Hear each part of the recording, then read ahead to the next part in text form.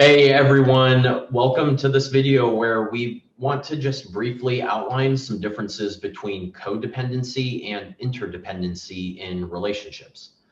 And essentially it comes down like when you think of codependency, what we're talking about is if you're okay, I'm okay.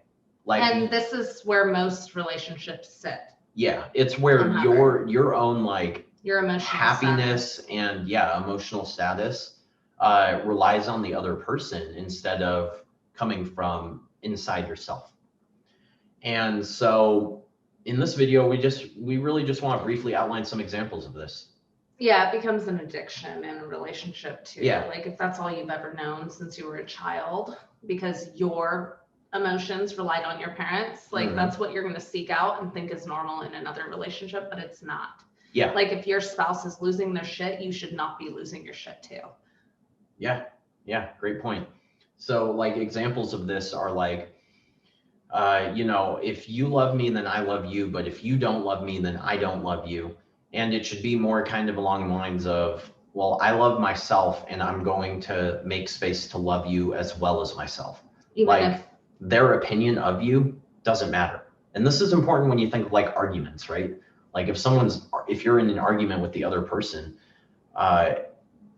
you can't let like maybe their hate or dislike for you in that moment also make you feel that same way for them. And you can't let it attack your self-esteem. You can't feel unloved because of the other because person. of someone else's opinion. It goes back to the internal versus external locus of control, which has been shown like people are happier when they have an internal locus of control. And this is one of the frames of reference for this as well. Yeah, exactly. And then, to play off that one too, it's just like how you feel is how I feel. And you mentioned this one already. But just to emphasize it, like you can't let the other person's emotions suffocate you and feed into your own emotions. You need to be yourself, have confidence in yourself, and then hold space for someone else's emotions so that they can do their thing without necessarily like changing everything about you at the same time. I think a lot of people just think that you must like feel the same way as your spouse. I think it's normal to mimic behavior. Well, it is. It's mirroring, right? Like it's normal, but you have to step away from that and realize it's not healthy to mirror someone that is unhealthy. Yep, exactly.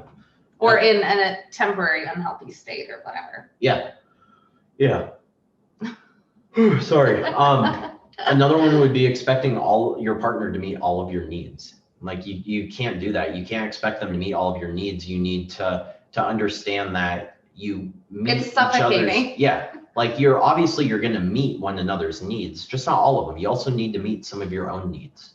Like you can't get everything that you desire in the world through the other person. You need to get some of them from yourself.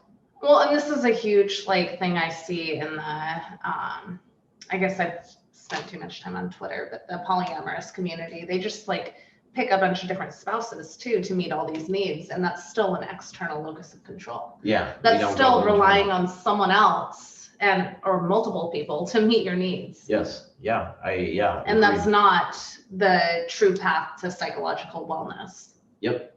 And similarly related to that, you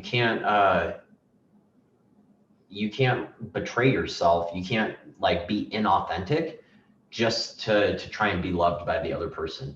Like you need to be authentic. You need to feel like you can express yourself and what your own desires and needs and feelings are. You need to feel safe and secure and have open communication about that.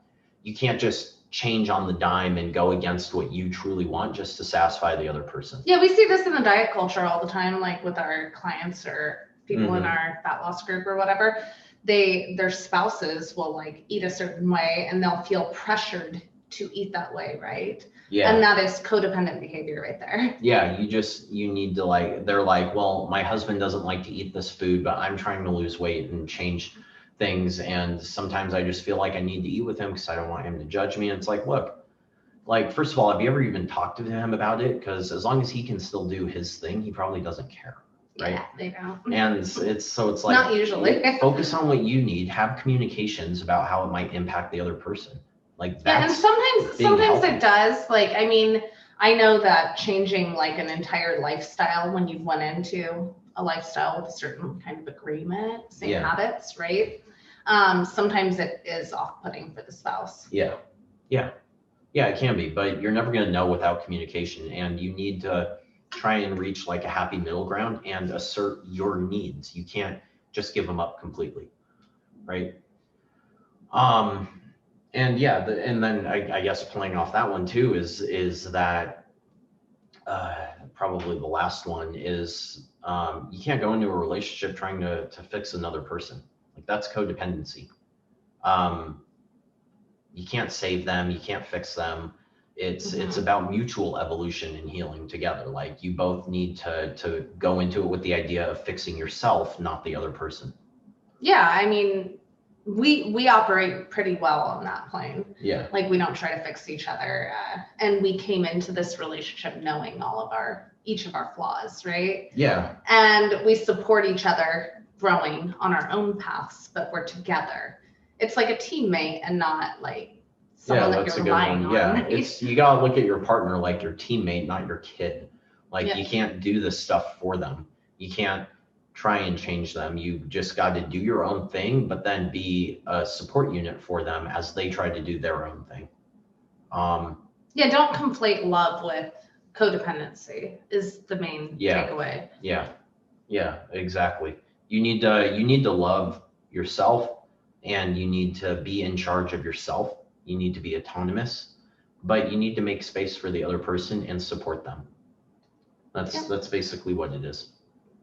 Okay, awesome. Perfect. If you like the content in this video, then great. That's what we're trying to do. If you know someone who you think this information might help, then please share this video with them. Give the video a like. And if you haven't already, please subscribe to our YouTube channel. Thanks, everyone. Bye.